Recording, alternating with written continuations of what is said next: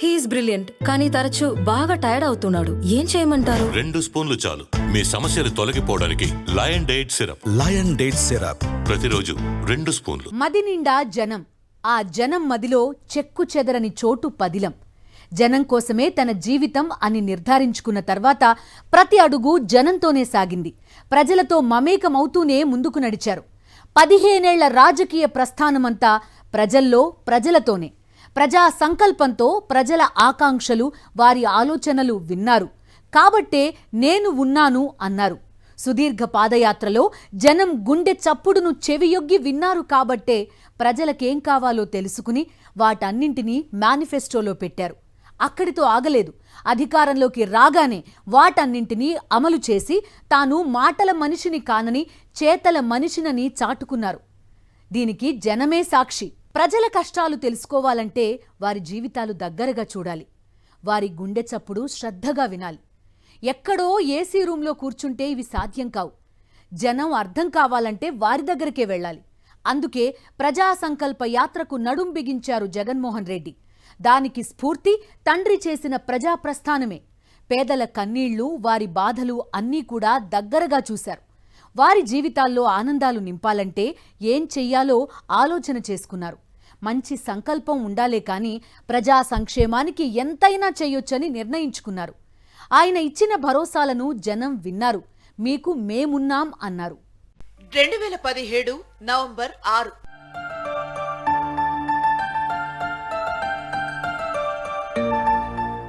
రాష్ట్రంలో అన్ని వర్గాల ప్రజలు కష్టాల్లో ఉన్నారు. ఎవ్వరి జీవితాల్లోనూ వెలుగులు లేవు. రాష్ట్ర విభజన రాజేసిన అనిశ్చితి ఓవైపు, ఏపీ ప్రయోజనాలను ఢిల్లీలో తాకట్టు పెట్టేసిన చంద్రబాబు నాయుడు పాలన మరోవైపు. ఎవ్వరూ సుఖంగా లేరు. అంతా సమస్యలతో కొట్టుమిట్టాడుతున్నారు. ప్రజలకు జీవితాలపై భరోసా ఇవ్వాలి. వారి భవిష్యత్తుకు తాము పూచీగా ఉంటామన్న నమ్మకం ఇవ్వాలి. అసలు వారి కష్టాలేంటో వారి నోటనే వినాలి. వారికి అభయం ఇవ్వాలి. వారి సమస్యలపై ప్రజా వ్యతిరేక ప్రభుత్వంపై పోరాటాలు చేయాలి. ఈ ఆలోచనలతోనే వైఎస్ జగన్మోహన్ రెడ్డి సుదీర్ఘ పాదయాత్రకు సిద్ధమయ్యారు. ప్రజల ఆకాంక్షలు తెలుసుకుని వారికి ధైర్యం చెప్పాలన్న మంచి సంకల్పంతో చేస్తున్న యాత్ర కాబట్టి దానికి ప్రజా సంకల్ప యాత్ర అని పేరు పెట్టారు. ప్రజా సంకల్ప యాత్రకు అంతా సిద్ధం చేసుకున్న వైఎస్ జగన్మోహన్ రెడ్డి యాత్రకు ముందు రోజున దైవ దర్శనాలు చేసుకుని సంకల్ప సిద్ధి కావాలని కోరుకున్నారు. తిరుమల వెంకటేశ్వర స్వామిని దర్శించుకున్న జగన్మోహన్ రెడ్డి ప్రజా సంకల్ప యాత్ర విజయవంతం అయ్యేలా ఆశీర్వదించు తండ్రి అని ప్రార్థించారు. గండి వీరాంజనేయ స్వామి దేవాలయంలో ప్రత్యేక పూజలు చేసిన జగన్మోహన్ రెడ్డి యాత్ర దిగ్విజయం కావాలని ఆలయ అర్చకులు దీవించారు.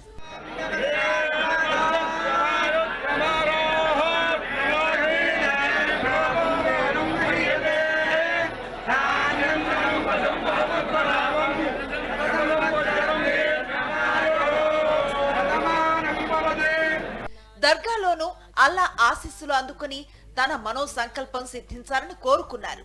పిఎస్ఏ చర్చిలో ప్రత్యేక ప్రార్థనలు చేసి క్రైస్తవ మత పెద్దల ఆశీర్వచనాలను అందుకున్నారు.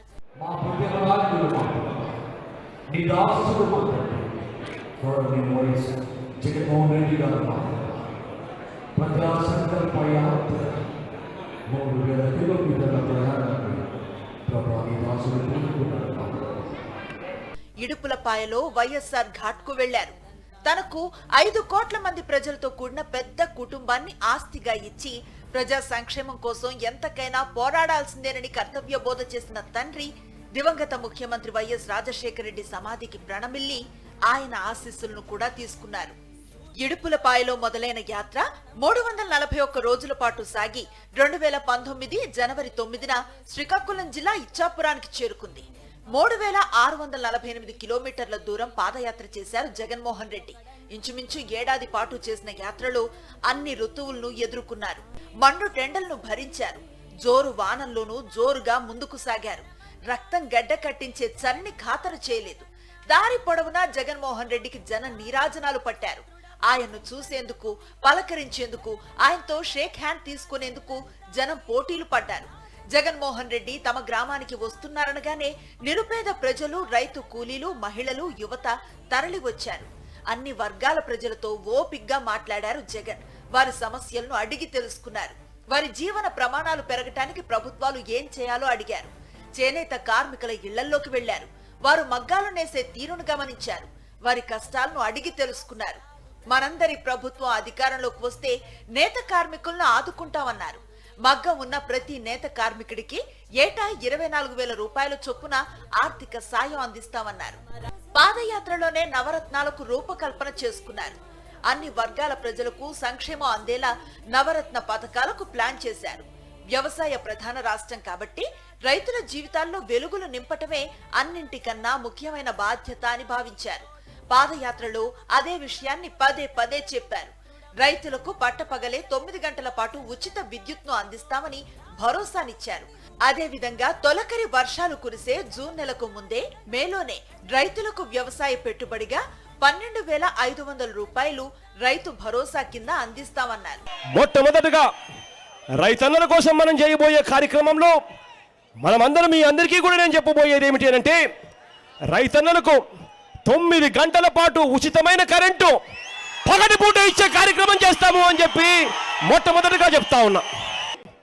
రైతన్న జూన్ మాసంలో వర్షాల కోసం మొదలవుతాయని జూన్ మాసంలో రైతన్న వ్యవసాయానికి రెడీ అవుతాడు.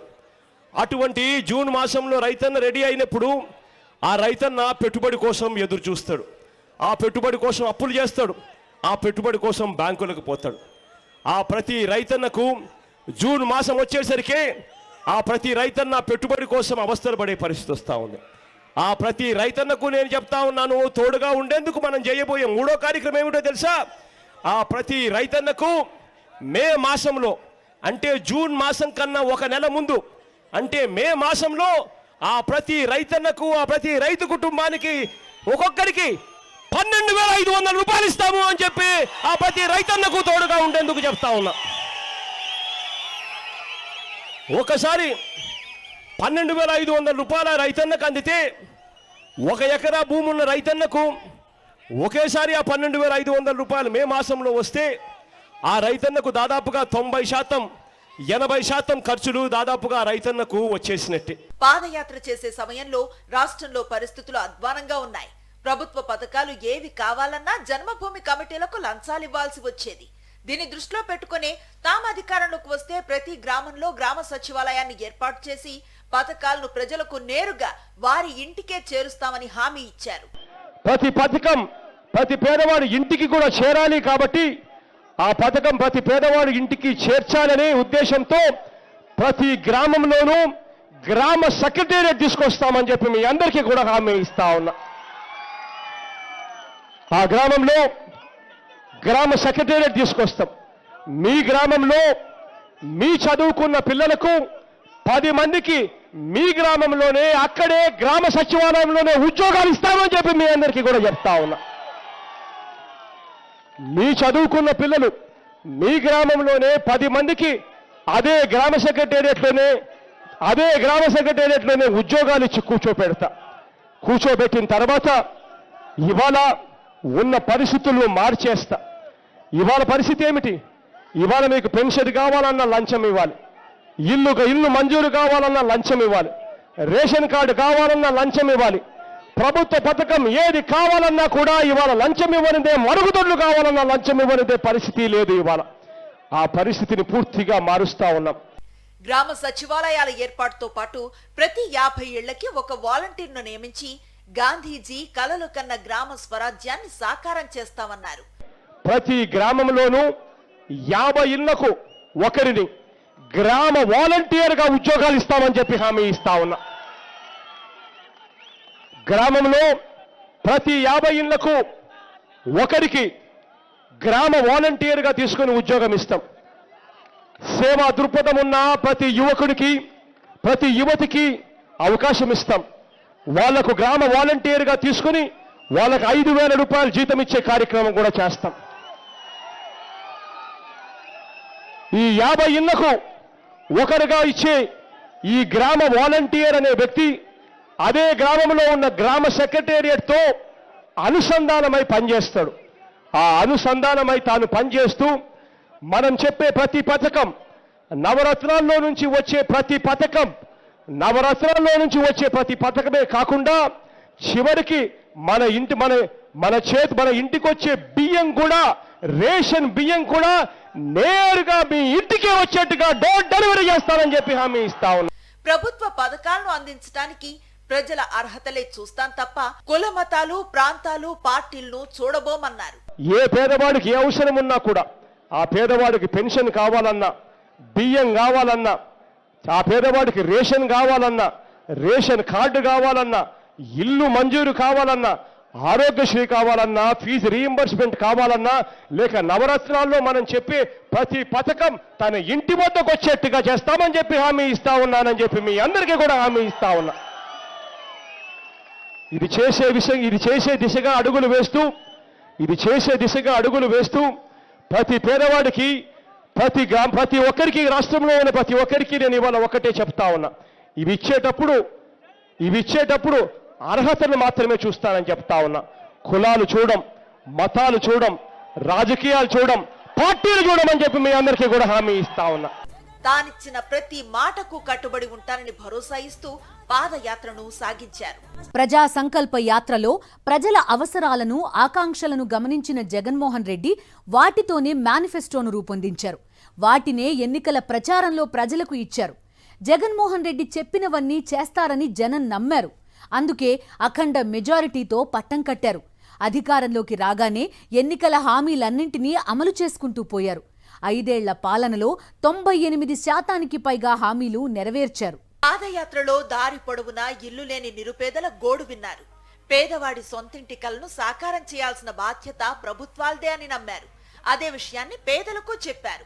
మనందరి ప్రభుత్వం అధికారంలోకి వస్తే కనీసం 25 లక్షల ఇళ్లు నిర్మిస్తామని, వాటిని మహిళల పేరు మీదే రిజిస్టర్ చేసి ఆ ఇంటిని వారికి ఆస్తిగా అప్పచెబుతామని భరోసా ఇచ్చారు. నాన్నగారు దేశం మొత్తం 48 లక్షల ఇల్లులు కడితే, నాన్నగారి హయాంలో 5 సంవత్సరాల్లో నాన్నగారు దేశంతో పోటీపడి ఏ రాష్ట్రంలో ఎప్పుడూ జరగని విధంగా మన రాష్ట్రంలో దేశం మొత్తం 48 లక్షల ఇల్లులు కడితే, ఒక్క మన రాష్ట్రంలోనే 48 లక్షల ఇల్లులు కట్టి దేశంతో పోటీపడ్డాడు ఆ దివంగత నేత ప్రీతమ నాయకుడు రాజశేఖర రెడ్డి గారి హయాంలో.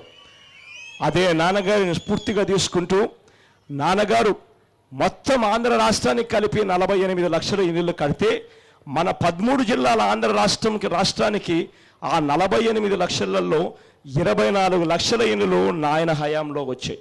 ఆ నాన్నగారు 24 లక్షల ఇల్లులు కడితే, నాన్నకన్నా కనీసం 1 లక్ష ఇల్లులు ఎక్కువ, అంటే 5 ఏళ్లలో 25 లక్షల ఇల్లులు కట్టి ప్రతి పేదవాడికి తోడుగా ఉంటానని చెప్పి మీ అందరికీ కూడా హామీ ఇస్తా ఉన్నా.